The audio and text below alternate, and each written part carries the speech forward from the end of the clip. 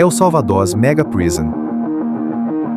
The entire country was a prisoner of fear, until the order was reversed. To save the innocent, the state locked evil away in a hell of concrete and darkness.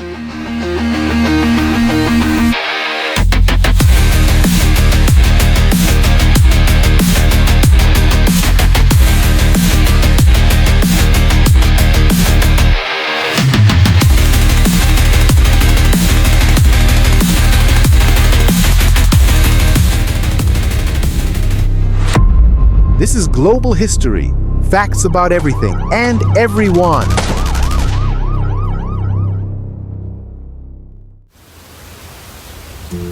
El Salvador, the smallest country in Central America, known worldwide as the land of volcanoes. A paradise bathed by the Pacific Ocean. A nation of welcoming people, rich culture, and streets that today breathe an enviable tranquility.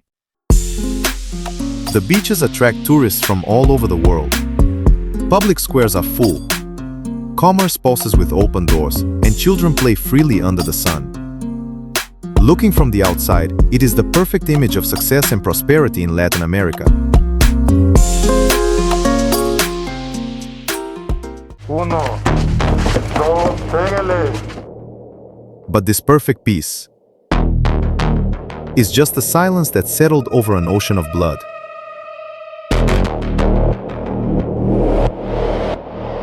For decades, these same sunlit streets were the deadliest and bloodiest battlefield on the planet. An entire country held hostage by a parallel force, the dreaded Maras. Two factions of extreme brutality, MS-13 and Barrio 18, operated as the true owners of the nation. It was a reality where crime was the state, extortion was the law, and death, a daily certainty.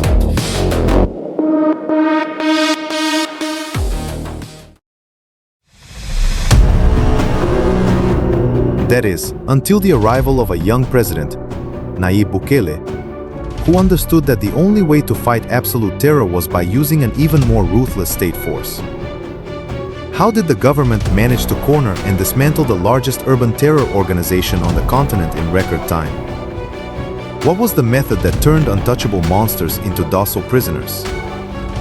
Stay until the end and discover the disciplinary machinery of CECOT. The brutal system designed to crush the ego and break the minds of 40,000 assassins. The breaking point. To understand the concrete monstrosity that CECOT has become, we must go back to the exact moment when the patience of an entire nation ran out. March 2022. In a single weekend, the Maras decided to show who was really in charge of the country. 87 innocent civilians were brutally murdered in the streets, in broad daylight. They weren't targets of rival factions. They were workers, bakery owners, mothers. A random bloodbath designed exclusively to spread terror and subjugate the government.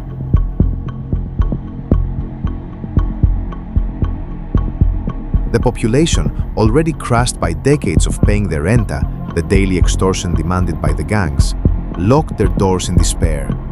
The state had failed. The traditional police had surrendered. It was in this scenario of absolute collapse that President Nayib Bukele made a decision that would shock the world.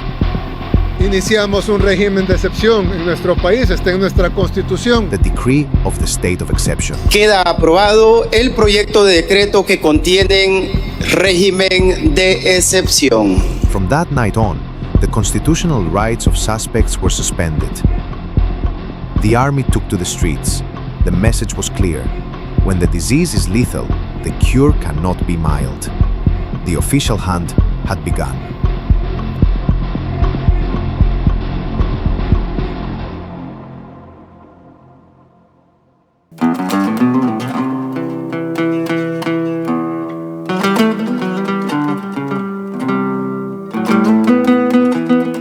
Overnight, the geography of fear was inverted. The peripheral neighborhoods, once controlled by gang barricades, were massively invaded by armored vehicles and riot police. The hunter became the hunted. And it was here that the state used the Mara's greatest symbol against them. For decades, having a face and body covered in MS-13 or Barrio 18 tattoos was the ultimate symbol of status and terror on the streets. But right at the start of the operation, Bukele turned their greatest pride into an instant sentence of condemnation.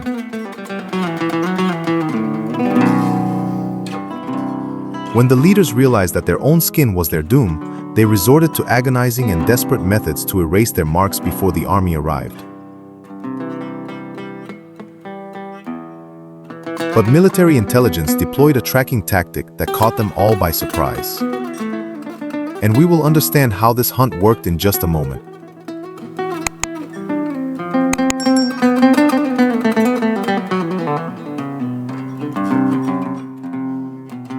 The order on the streets was relentless. In a matter of weeks, the arrests escalated to an industrial scale. 10,000, 30,000, 50,000 men captured. But imprisoning more than 70,000 suspects in a few months would paralyze the justice system of any country in the world. It was mathematically impossible to try them one by one. The legal maneuver the government used to bypass this math and approve mass arrests without the right to a defense shocked international courts and changed the laws of El Salvador forever.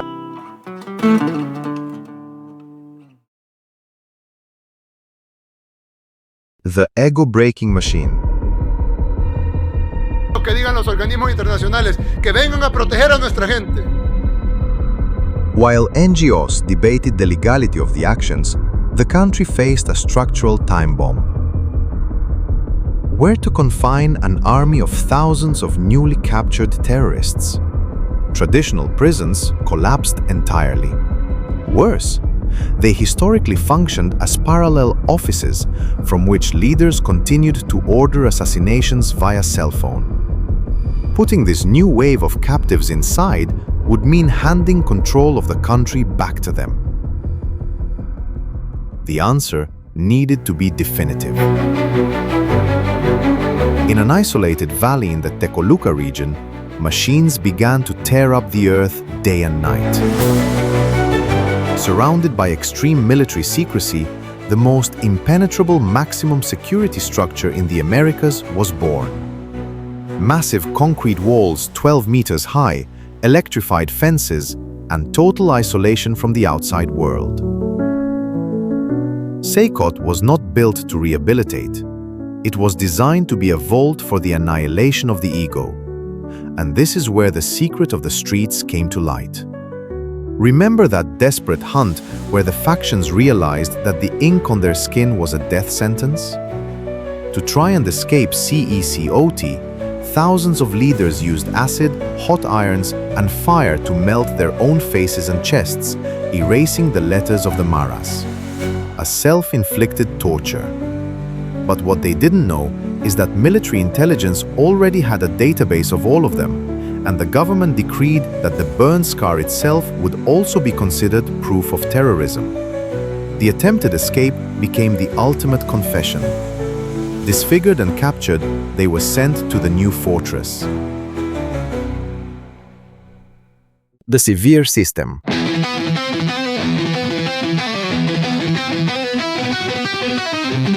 With thousands of men locked inside CECOT, the question was obvious. How does the state control a pressure cooker holding the most violent factions in the world together without them killing each other or starting riots?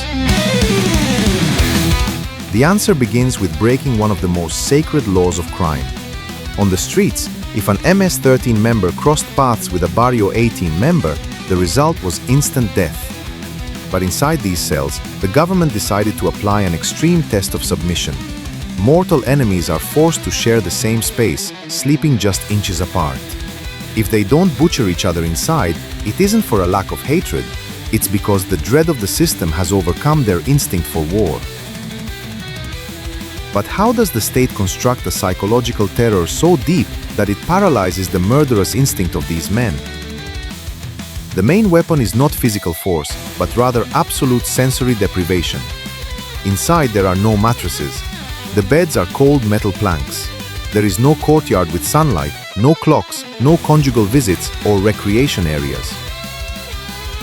The white artificial light stays on 24 hours a day, destroying the brain's concept of time. But the most brutal rule is silence. At CECO, it is forbidden to shout, sing, or even whisper between cells. Any attempt to organize is punished immediately, and the punishment is what truly keeps these monsters with their heads bowed. Whoever breaks the rules is dragged to the punishment cell, a pitch-black, tiny environment with a cement bed where the prisoner is thrown into solitary confinement for weeks on end, with nothing but a hole in the floor for their basic needs. The isolation is so profound that the human mind begins to hallucinate. It is the absolute dread of solitary confinement that transformed former kings of crime into docile, silenced prisoners. But there is one detail that government cameras rarely show. Feeding and maintaining tens of thousands of inmates who will never work again is a massive drain on public money. Why should good citizens pay taxes to support those who terrorized them for decades? El Salvador found a cynical and economically ruthless solution. The state provides only the bare minimum for biological survival. Everything else, toilet paper, soap, clean clothes, and extra food, must be paid for. And guess who foots the bill? The prisoners' families. The government created monthly supply packages for $170. If the family doesn't deposit this money into the prison system, the inmate simply goes without basic items. In a disturbing irony, the same people who were once forced to pay extortions to the street gangs now see the state legally extorting the criminals' families to keep the prison running.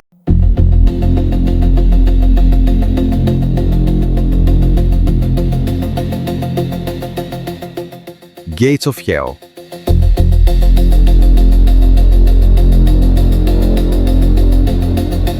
February 2023. Dawn. The world watches, hypnotized, the first official footage of the transfer.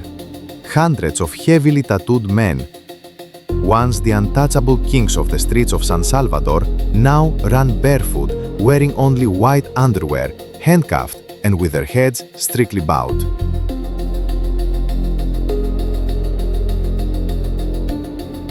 The silence in the line is deathly, broken only by the sound of chains and the shouts of command. In fact, if you look closely at the footage, the SAY-COT guards always have their faces completely covered by balaclavas, not even showing their eyes.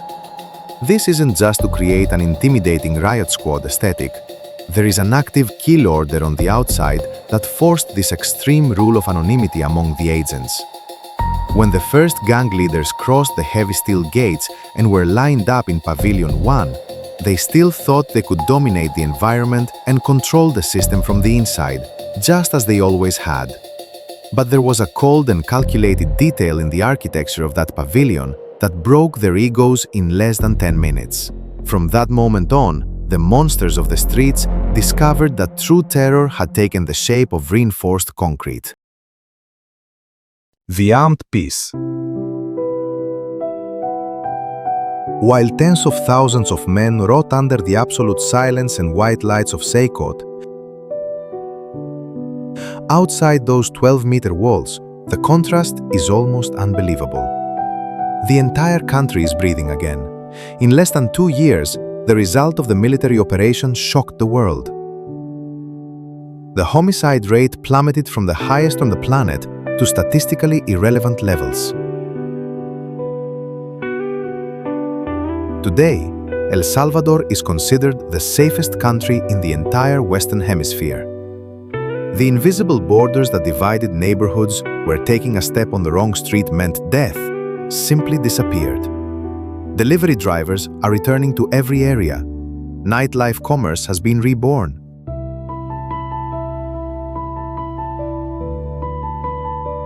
and the sound that dominates public squares at dusk is no longer gunfights, but children playing freely. The Mara's terror machine was unplugged. But a war of annihilation of this magnitude comes at a price, and the scars left on the population will not fade anytime soon. And we are not talking about those behind bars. El Salvador's true wound carries the faces of the 87 innocents massacred on that bloody weekend that started it all. The trauma lives on in the thousands of mothers who had to bury their children simply because they crossed the wrong street or because they refused to be recruited by this meat grinder.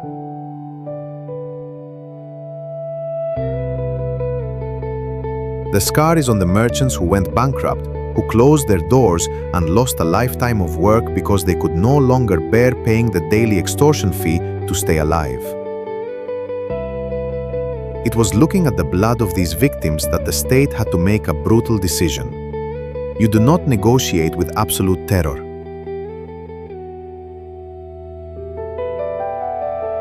Crime had destroyed entire generations, and Salvadoran society understood that the only way to stop the bleeding was by using the crushing weight of military force.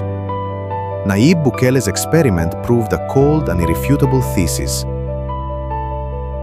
To defeat a deep-rooted and lethal evil, the state had to transform itself into a force even more ruthless than the criminals themselves. Peace has finally returned to El Salvador, an armored peace built on the concrete and silence of CECOT. The medicine was severe and left the country mourning its past. But for a nation that was bleeding to death at the hands of crime, this was the only possible salvation.